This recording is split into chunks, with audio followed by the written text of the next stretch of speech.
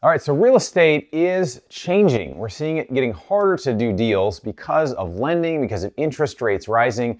If you're buying single family, going from a 3% interest rate to a 7% interest rate, that's a 41% increase in the payment when it comes to the mortgage, insurance, taxes, all this stuff together. We're seeing it in multifamily as well. So we're multifamily guys. We have 2,000 multifamily units similar to this one, and we're seeing it's challenging right now to get a deal across the finish line. We feel good about the stuff we have, but we also are looking outside of real estate. And I think as an investor, as a passive investor, you should be looking not just, hey, this is my favorite investment, this is my favorite asset class. You should be looking at other things, continually learning, finding unique and awesome deals. So that's one of my passions. That's where we're gonna jump in today about my favorite investments, my 3 favorite investments right now outside of real estate. I think you're gonna love it. Let's jump in. Okay, so a quick little disclaimer, I'm not offering any of these investments for this video. These are just educational. These are things maybe our investment club has done or that I have personally done. So I'm gonna share them with you. So let's jump in here. So my favorite one right now, one of my favorites, I'm gonna give the top here, I'm not gonna rank them, but one of my favorites is ATM machines. Now again, when I first heard about ATM machines, I thought, man, has anybody used ATM machines before? I haven't paid for an ATM fee in years. Who the heck is using this? Well, in reality, there's 5 to 7% or so of the population that uses ATM machines all the time. And you're like, Bronson, what are you talking about? Who's using these? Well, it's immigrants, it's basically people that have cash businesses getting paid under the table. Now government benefits even come on debit cards. So some people are using this all the time. They're considered the unbanked, the underbanked. And as much as we go digital, there's this group that just keeps getting larger that is using more and more cash. So this has doubled or tripled over the last 20 years as far as number of transactions from an ATM. So there's a lot to how that business works. I love the returns as an investor because 100K invested, the projected preferred returns are around 24.7%, which sounds to be too good to be true. There's some caveats to that, but basically a little over 2 years, about half the money comes back if things perform as expected, which they have over the last 10 years.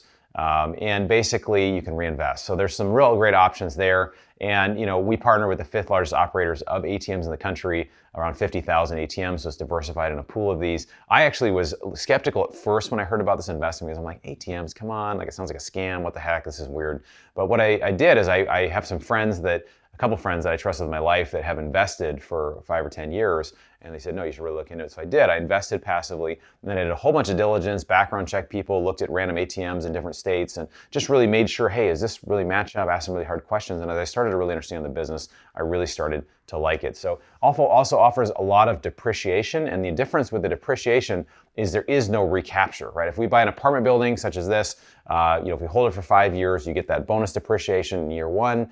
You have to recapture whatever depreciation you took in the beginning for the years that you didn't use. So this does not have any recapture, which is amazing because it's equipment, right? It goes to 0, which is really kind of a magical thing about ATM machines.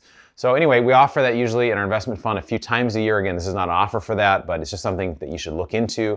And if you hear about investments that are different than what you've normally done, I suggest that you look into them, you learn more information, and you pursue to see, could this be a fit for me? So thing number 2, the second business that I love is called a small business roll-up or a franchise roll-up. And what I mean by that is I'm talking about when I was a kid, we had these fruit roll-ups, right? You roll them up and everything. It's kind of similar to that, where you have multiple small businesses of the same category and somebody buys them as a whole, right? So for example, we've done a car wash investment where if you have 1 to 10 car washes, they typically sell, if somebody's gonna buy that car wash or up to 10 car washes, they sell to multiple is currently around 8 to 10 times earnings. So whatever the earnings are, you just do a multiple of 8 or 10 times earnings, right? So that's an example of how those can sell. Well, if you have 50 of these car washes, it'll sell often for over 20 times earnings, right? So you get a multiple higher because you have more in a package. Well, why is that? It's because the buyer typically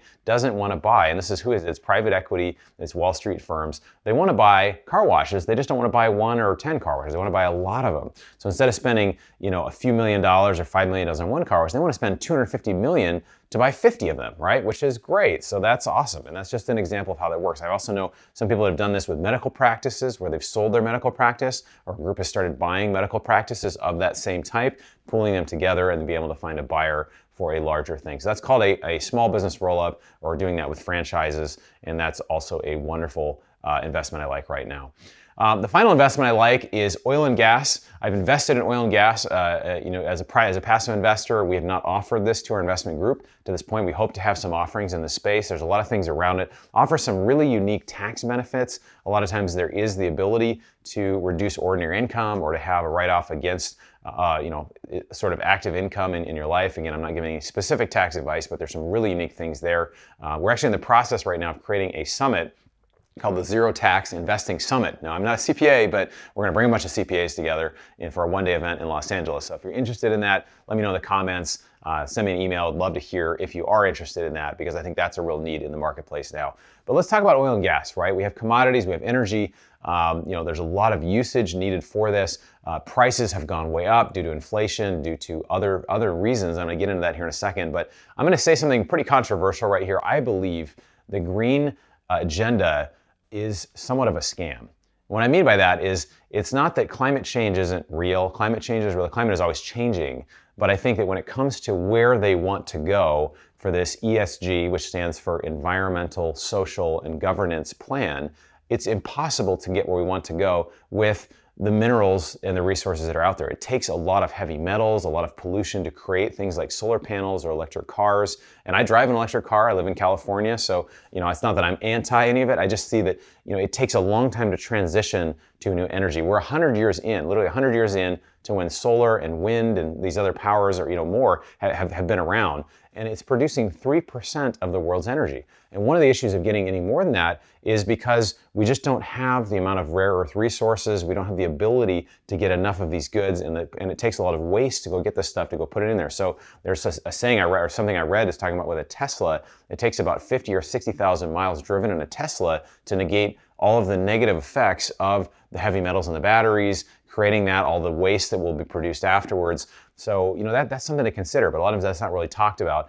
And again, I take advantage of this in California because here I drive an electric car, but there's a place in town I can basically fill it up for free. The city of Pasadena, California will subsidize me to go charge my car, which is really ironic because of the total usage in California, and I can show you this here, over 50% is produced by burning natural gas.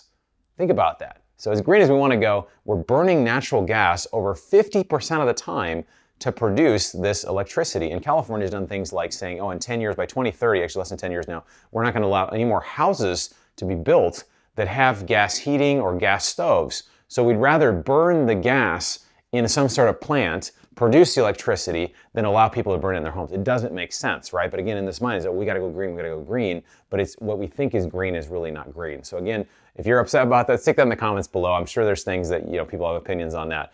But so that's something to look into, is that we have this incredible shortage of energy. And there's a wonderful book out there. I love reading. When I first read it, I was like, oh, this looks like an interesting title. It's called The Moral Case for Fossil Fuels. And again, just have an open mind. Read the book. It's not a long book. It's really good. He basically says, the author Alex Epstein says that our lives are better off because we're using fossil fuels. And he gives the example of being in a country that's a third world country that doesn't have consistent power. And we're seeing this in California now, where we're having brownouts and things like this. If you don't have consistent power, there'll be a hospital situation where there's a child that needs a certain piece of medical equipment and you can't power it because you don't have the fossil fuels to keep that machine going. And so a child can die versus, he basically gives to the point that our lives are way better because we have fossil fuels. So again, I know it's a little controversial for some people, but we're going to have a continual shortage of oil and gas over the next 20, 30, 40 years. It takes a long time to transition. I think we will try to transition, and we will make some transitions to more green energies. It's just going to take a lot longer than I think what they believe it will. And so another issue with this is that we have a continual undersupply of drilling for oil and gas. Right now there's trillions of dollars of funds. My background, I worked as an investment advisor, and a lot of these funds have taken a pledge called the ESG pledge, and basically have said that they're not going to invest in anything like oil or gas or other things. So we have this real underinvestment from these large financial firms in things that we really need. So it's going to be years, 4, 5, 6, 10 years until we actually kind of get the energy back up to where there's not this incredible strain on driving cars and using gas and using natural gas as well. So both oil and gas. So anyway, that's why I like it. That's kind of a little bit below the surface. I know everybody may not agree with that. Stick in the comments what your thoughts are, because you may have some completely different thoughts. Think I'm a wacko, but stick that in the comments below. But anyway, less supply, we have more demand because of population growth. Anyway, I'd love to know from you, what's your favorite non-real estate investment? Is it one of these three? Is it something else? Stick that in the comments. And then I want to share this quote with you. An investment in knowledge pays the best interest. Now that's by Ben Franklin, who's a pretty smart guy. So invest in your own education, invest in yourself like I have up here. And if you're interested in learning more about ATM machine investing, just kind of how that works, I did a full video on it here. You can kind of get in, we kind of get into much more of the details on it there. And then if you haven't joined our investment club, you're really not hearing about any of these deals. So click the link below, go to bronsonequity.com. We'd love to start a relationship with you, start sharing deals with you. So anyway, thanks for taking the time to educate yourself. Look forward to seeing you on the next video.